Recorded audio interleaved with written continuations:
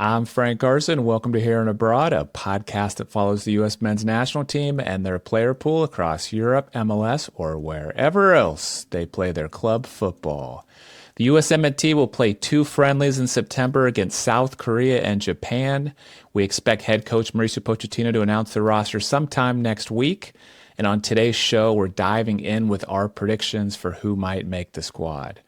Joining me again is Kyle Bond from the Sporting News. So Kyle, ever since the Gold Cup, we've been talking about just how much we're going to learn from this September window. And now we're about to get the first big piece of the puzzle, which is going to be the roster, sometime next week. How are you feeling? Are you excited? Are you nervous? I mean, what's going on in that USMNT brain of yours? I'm excited. I'm really excited. And it's, you say all that. We went through that entire podcast a while back, just being like, we don't know what's going to happen, and we're going to learn a lot. And so it is with that caveat that we go into today's exercise, because the end result is there is a big unknown with this roster, which is how does Mauricio Pochettino view the players that played in the Gold Cup?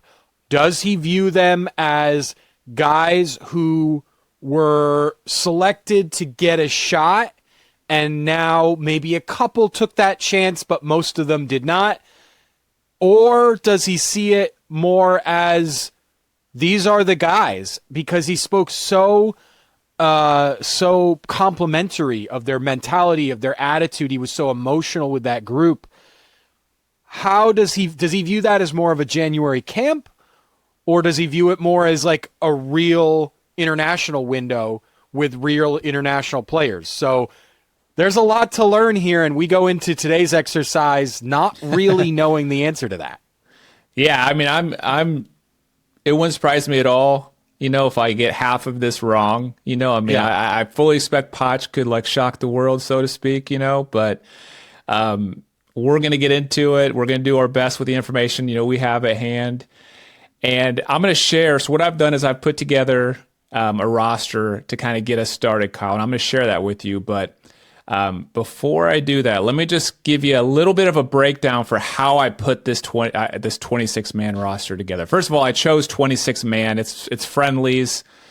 He could bring in more than that. He very well may bring in more than that and have a Argentina head coach Lionel Scaloni named 31 to his World Cup qualifying roster for the September window. So who knows? And that's very possible. He could bring in that many and only dress 26. I don't know if there's any rules whatsoever around how many they can dress for the match, but we'll go with 26 because that's what we think a typical roster for the World Cup's going to be.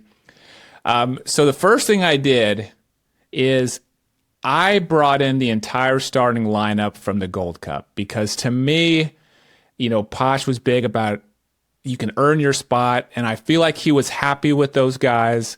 And so I took him at his word there, and I brought all those guys in except for Patrick Agyemang, who is still dealing with an injury. Okay, so that gave me 10 players for the roster, right there. The next thing I did is I brought in the players who I thought have consistently been called up under Poch, and a lot of the players we think of as the regulars, or the stars, of the team. Poch might leave some of them out, but I kind of went with he's going to bring in a certain number, and there were 7 of those. Okay, Matt Turner, Mark McKenzie, Weston McKennie, Yunus Musa, Christian Pulisic, Tim Weah, and then I added Serginho Dest, even though he hasn't played under Poch. I just think that he's playing so well at PSV right now. I brought that in. So 10 from the Gold Cup, those 7, that's 17. That just left 9 more to kind of fill in the gaps. And I essentially just looked through position by position and kind of filled it in from there. So let's start with goalkeeper. Okay. So 3 goalkeepers. I felt pretty confident about Matt Freese and Matt Turner that they're both going to be there. To me, the big decision was Zach Steffen or Patrick Schulte. I ultimately feel like Poch has consistently shown he rates Zach Steffen higher. I think Zach Steffen would have started some matches if it wasn't for some unfortunate illnesses, injuries by now, that sort of thing. What do you think of the goalkeepers there? Yeah, I think you're absolutely right. I think Schulte, for whatever reason, just hasn't, impressed Poch or whatever, but I could see him being on the roster. I could even see like Slonina or even a guy like Koshin being brought in just for the, just to get in camp, right? Because, hey, we've got our top two guys. Maybe Poch sees more value in bringing one of those guys in. I'm surprised that Koshin hasn't gotten a bigger look, only because he's been consistently on the bench for Barcelona. But otherwise, I think, yeah, those top two guys are it, and whoever is brought in third, I don't expect to get a look in a game, but I think, that's kind of up in the air. Yeah. It really intrigues me, Zach Steffen, because you wonder how many chances he's going to get. It seems like they've wanted to give him these starts. He hasn't been able to take advantage of it. Will they give up on him and start bringing in one of the younger guys? Like you said, I hadn't thought about Diego Kochin or Slonina. That's a good shout there. Okay. But it sounds like we're both going to go with Matt Freese, Matt Turner, Zach Steffen. Okay. Let's go on to defenders. Okay, and this one I had a little bit more difficult time with. Center backs. I felt confident about Chris Richards, Tim Ream, and Mark McKenzie. From there, I feel like he's going to bring in two more center backs, and I had a really hard time deciding. I went with Miles Robinson and Walker Zimmerman, meaning I left off guys like Cameron Carter-Vickers, Austin Trusty. I don't know. This is one of those ones where we're going to learn a lot. When the roster comes out, on does he value these MLS guys more, or does he value the Celtic guys more? I mean, what's your thoughts on which five center backs he'd bring in? Yeah, it's tough. I personally, this is just me, not Pochettino. I think leaving both Carter Vickers and Trusty, or even one of the two, off the roster is malpractice. I just, from what we've seen from the guys that you've listed, besides Richards, I don't think any of them have proven themselves better than two guys who are starting at a big European club playing in the Champions League. I think you could pass Tim Ream for experience reasons, for knowledge of the Federation reasons, and he's been fine. The other three guys, McKenzie, Robinson, and Zimmerman, I don't understand bringing them in over those two players. Carter Vickers has been fantastic for Celtic over the last year. Trusty has slotted into the club and built a great partnership with Cameron, and I do not understand leaving them off. Now, if you're asking me what Pochettino's going to do... different story, only because we have evidence of him moving away from that direction. But I think at the end of the day, and what's weird about it is if you call one in, you kind of have to call the other in because they're so intrinsically linked that unless you've seen something on film to sort of move you away from one and towards the other, I think both really you got to bring in. So I think you leave, Robinson and Zimmerman off. I think Zimmerman is an easy argument to be off the roster. He wasn't on the Gold Cup roster to begin with. He was brought in as an injury replacement, I believe. So I don't see Poch having some real affinity towards Walker Zimmerman. And Miles Robinson, I think you could say the same. And McKenzie did not play well at the Gold Cup. He's a player that has been really frustrating because he's playing at a European club. He's been playing relatively well for that club and has made a number of mistakes when playing for the U.S. national team, to the point where you're you want it to be better. You're it's a very Josh Sargent-esque kind of thing, right? Where is it? What's the disconnect here? But I think the other two guys have just been better. Yeah. It's a good point about McKenzie. And, I even listed him as one of my, 7 regulars that I brought in, not to put him on the same level as a lot of those guys, but he just seemed like one of those center backs that was consistently called in over and over again. But you're right. I went back and looked at how Poch used these guys in the Gold Cup. And McKenzie, he came on in the group stage match against Trinidad, which I believe was their very first group stage match. And then he didn't play again the rest of the entire Gold Cup. So what you're saying could be right, is that Poch was giving him chances, and maybe ultimately saw something that he didn't like and didn't use him the rest of the entire Gold Cup. He didn't play well in the friendlies, if I'm not mistaken, either. I think he played in one of the two. I couldn't tell you which one, but I remember him not playing well at that stage as well. Okay. I'm with you. Personally, I would bring in Cameron Carter-Vickers over Walker Zimmerman. But the reason I ultimately went with Walker Zimmerman was that, Richards and Ream started the final against Mexico in the Gold Cup, and they played the full 90 minutes, didn't get substituted. But in the semifinal, they did bring up, those two started again. The one center back that came on against Guatemala was Walker Zimmerman. So in the most meaningful game where he did bring in a center back substitute, he brought in Walker Zimmerman. I think that was more circumstance than anything else. Okay. Because that was a situation, if I remember correctly, where that was where he had brought off. There was a substitute. I remember us criticizing this, and I can't remember exactly what happened, but he had made a critical substitution error and then corrected it by bringing Zimmerman on for the final 5 minutes plus stoppage time. So I think that was an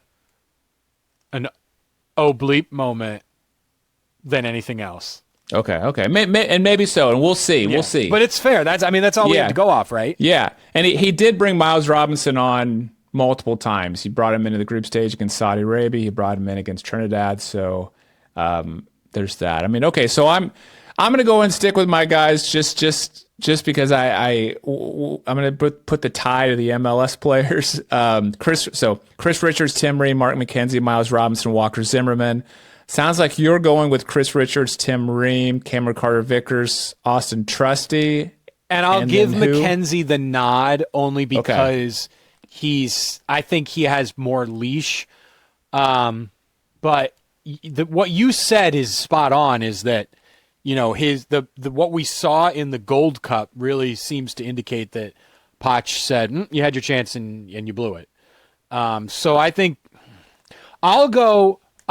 you've convinced me with your Gold Cup usage argument. I will say Carter-Vickers, Trusty, and Robinson. Okay, so you're leaving McKenzie and Zimmerman at home. Yes. Okay, got it. Okay, let's talk about outside backs. And one thing I'll say off the bat here is I left Anthony Robinson off. He's injured. Yeah, he's not back yet. Even if he does come back in the next couple of weeks, Poch has consistently shown that he prefers to keep guys at their club when they're just kind of coming back from injury. So this sounds like a TBD when he'll be back anyways. So I would not expect him to be back by the time these matches are good. I think he needs probably another month. Okay. So then I went with Alex Freeman, Max Arfston, Serginho Dest, and then Joe Scally. And this one was a tough one for me for, that last one. I feel pretty confident about Freeman, Arfston, and Dest. I was debating between Joe Scally and then a John Tolkien. Ultimately, I'm just not impressed with Tolkien with all the opportunities he's gotten, and I think Scally is just so solid. He can play left or right back, so he can back either of those positions up. I went with him. Who are you going with for your outside backs? Yeah, this is a weird one because Arfston was just so bad defensively. He's not a fullback. He's just not. He plays winger for his club. I don't know why Pochettino is trying to force the issue. He's a good winger. We saw it in the Gold Cup. He's a good attacker. He was good in the attacking third. He assisted multiple goals. He has a very good cross. He's terrible defensively if you put him in that situation. It did not work.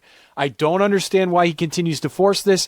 I also think he'll do it. I don't see anybody else really that's strong in that position. And Arfston is one of the guys, that he seems to really have kind of latched onto and played him again and again. I think he started every match of the Gold Cup. Yeah. Was he a right or left back? Left back. Left back, right? Yeah, okay. Yeah, Freeman Transfer played right has back. him at right for some reason. Yeah. But yeah, so it's a tough one. That's, again, another position where there aren't many options. So I think just by default, I mean, he could bring in Lund again, but I couldn't tell you two things about how he's done, at the club level. You got Caleb Wiley, you got Marlon Fossey, you got Nathan Harriel, you got DeJuan Fossey's Jones. a right back. He's another interesting one for me because I was really impressed by Marlon Fossey the one time he was called in a little while back. I think that was before Pochettino, if I'm not mistaken. He came into at least one camp. He did. Pochettino. Okay. I think he came into one under Mikey Varas. Yes. But then he did come into one under Pochettino as well. That was the one where he played. He actually saw the field, was with Mikey Varas, and I was really impressed with him. Same. Former Fulham guy who has kind of bounced around and showed something. The problem is he plays it right back where it's a little deeper. And you've got Dest, you've got Scally. I don't think there's space for him unless he can move to the left. In which case maybe it's worth a go. But unfortunately, for lack of a better option, I think you have it here. We continue to see zero depth behind Anthony Robinson, which is a real problem because he's had some injury issues. He's been really heavily used for Fulham. I mean, just week in and week out, huge minute totals. So it's not surprising to see his knee breaking down a little bit. But U.S. does not have anybody really behind him. Okay. All right. So it sounds like Alex Freeman, Max Arfston, Serginho Dest, Joe Scally, those are our guys. But we'll see. We'll see what he does. The Joe Scally one, that's the one I'm most curious about because he was one of the ones that was just left off the Gold Cup roster for footballing reasons. And so will Poch come back to him? Or is there another guy that he thinks has taken his place?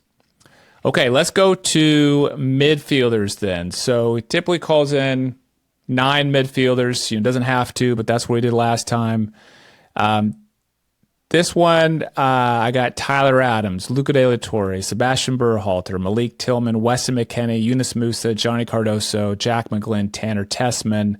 And just to note, I'm saving Diego Luna for a forward. Some people will put him at midfielder, but that's the 9 that I went with, leaving off guys like Brennan Aronson, Gianluca Buzio, Aiden Morris, Gio Reyna. I think after there, the list kind of cuts off a little bit. Brian Gutierrez, James Sands, Quinn Sullivan, Sean Zawadski. Any changes you'd make there? No changes. I think you've nailed it. The only quirk that I could see happening, I'm just sort of looking over the larger list here. I think Benjamin Kremasky is an interesting possibility, only because this is going to be a super out of left field argument here, but I don't know if you've seen what's happened recently with him and Javier Mascherano. Yeah. But Kremasky went into the media and basically said, I don't know what position I'm playing every week, and it's been really tough. And Mascherano was like, fine, but why are you saying that to the media? Come talk to me. This is not something that we should be doing in the media. I think Pochettino would look at that and go, that's a guy with some fire. And he's played for the U.S. before, briefly. He's been good for Inter Miami. Not great, but good. He's continuing to develop. He's a guy that committed to the U.S. over potential. I mean, he never would have played for Argentina, but he had the chance to prove himself for Argentina and said, nah, I'm going to play for the U.S. He profiles to me as a guy that Poch would look at and go, I think he could bring something to this squad. I have nothing to back that up other than conjecture, but he's the only one of the others list that I think could end up in the national team picture. I could also see Pochettino going to Sebastian Berhalter. Thanks. You were great. We're going to come back to you. But for this window, I want to call Gio Reyna in solely as a sign of support and go, Gio, you got a lot of work to do, but I want to show you that you're still in the picture. I want to give you a little bit of an emotional boost, and I want to give you a chance to show me what you still have before you complete your move and get to Parma. Now, he could also make the argument, and probably will, that Gio's better served with that week at Parma training while all the, national team guys take their spots. But I could very much see him doing that and say, look, this is a guy that is important to our player pool long term. I'm going to call him in, give him a week. He may not play, but I want him to know that we're still thinking about him. I could see that happening. Yeah. It does look like, we saw I think it was a tweet from Fabrizio Romano yesterday showing that it does look like more positive that the Parma move is going to happen. So I think that was a good sign. I have to say, I'd be personally shocked if he brought in Gio Reyna. And the thing is, I don't think Poch thinks much about Gio Reyna. We think of him as this amazing player for the player pool who's like so critical to our future. I just don't get the impression that Poch thinks that way about him. I think he thinks about this is a player who's on the outside looking in of his club, can't get any minutes. Everyone's always talking about his potential, but I haven't seen it. When he did bring him in, he barely played. I don't even think he's on his mind right now. May not be. You know what I mean? And that's one of these things that like Poch just thinks so differently than what we're kind of used to, and he evaluates the player pool so differently than what we've been used to. And I would love to hear what he really thinks about Gio Reyna. But yeah, it's the fact that we're talking about leaving him off. It is kind of crazy. I'll give you one more name that I could see being a factor. And when he didn't call him in the summer, when he was like giving guys a chance, it's probably run its course. But I wouldn't be overly shocked if he decided to give Richie Ledesma a chance. He played extremely well for PSV for a while, and has moved to Chivas. And I know that Poch has been big on guys in North America. And he's been playing for Chivas. He's got a starting job. So scored in the Leagues Cup. I could see that sort of getting Poch's attention. And, if he's looking for another defensive midfielder, if he's not impressed by Johnny Cardoso and wants him to get time at Atletico Madrid, or if he's done with Tanner Tessman, I could see Ledesma. He's a very versatile player. He's played the 6 and the 8. He can play the 10. He's not great at it, but he can play the 6 and the 8. I could see Ledesma getting a chance. Yeah. And he has kind of shown that tendency sometimes where he may say some guys that are new to their club, I want to leave them over there.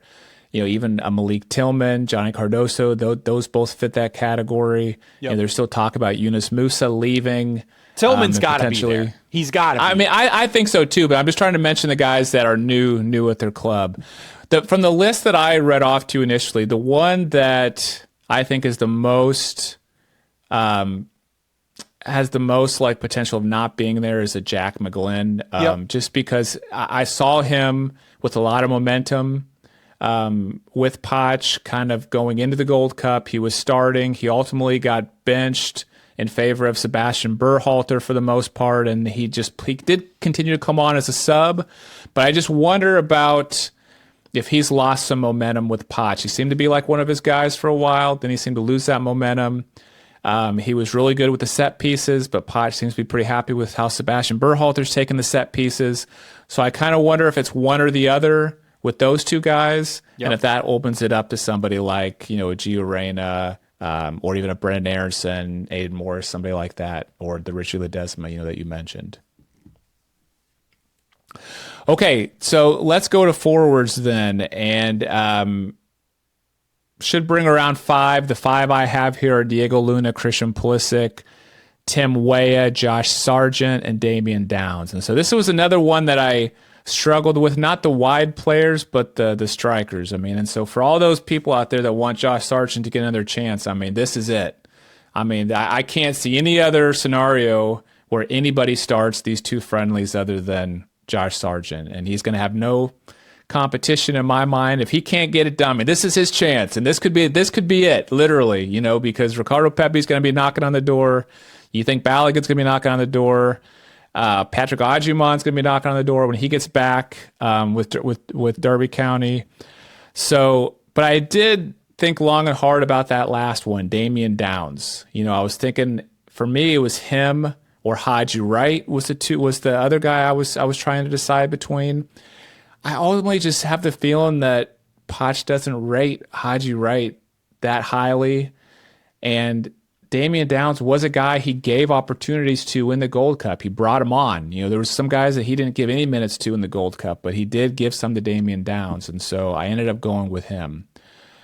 Who's the 5 forwards you'd go with? I think Haji Wright has to be on there. He has scored and assisted a goal already in 3 appearances for Derby County for Coventry this season. He's got a goal against Derby County. He got an assist against Luton in the EFL Cup. He's got to be on there. There are a few guys performing right now, and he's one of them. I think he's in there instead of Downs. I think Damian Downs is a young guy. I just don't see him as somebody who is for right now. And so I think the focus has got to be right now. Otherwise, I think you're spot on. So this is Sargent's chance. And we said that last time, and he didn't take it, right? Mm-hmm. But he continues to bang the goals in at the club level.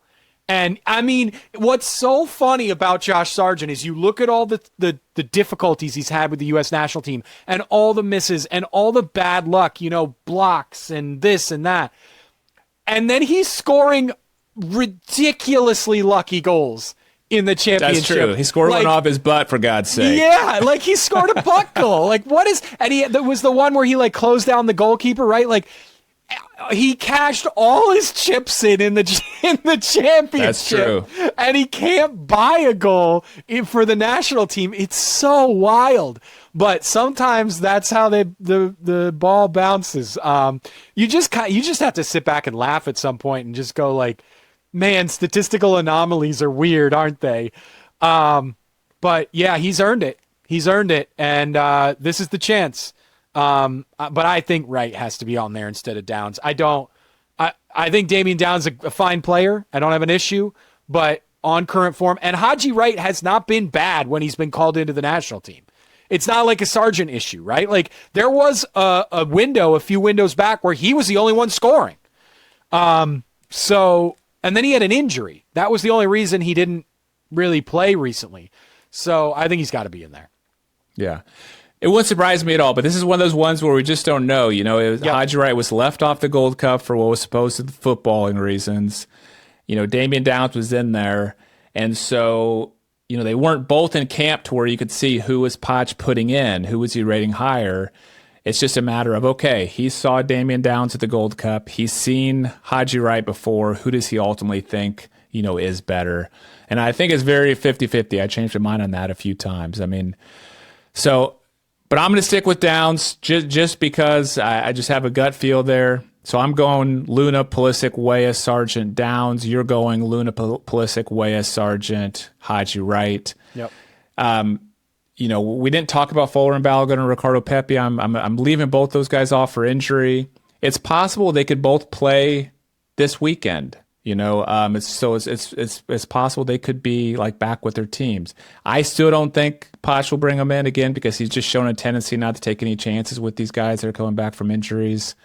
Do you see any chance he brings one of those two in if they start playing this weekend? Yeah. Okay. Nah. I think that's better for them to get, especially Pepe. Maybe Balogun, I could see. Not Pepe. He's got to ramp up. Yeah. The one other guy I think worth mentioning here that I had a hard time leaving off was Alex Zendejas. I still think he's done so well. He kind of deserves a chance, but I can't see him coming in over Luna Pulisic, or Weah. If he wasn't called in the summer when he was actually in good form, he's not going to get called in now when he's got 1 goal in 8 appearances. That's true.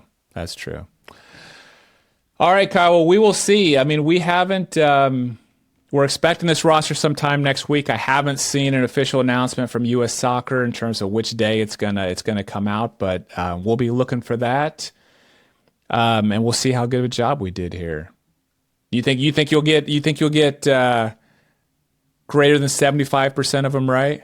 I think I'll get greater than 75% right. I think you will too. I think we were pretty much mostly in agreement, except for defenders. But I think I'm going to be angry about one or two things. Like you can't leave these Celtic guys off. You can't leave Haji Wright off. You can't leave Sargent off. These are guys who are performing for. You can't be playing Max Arston at left back. Like these are things that seem. Oh, that's going to happen. I know.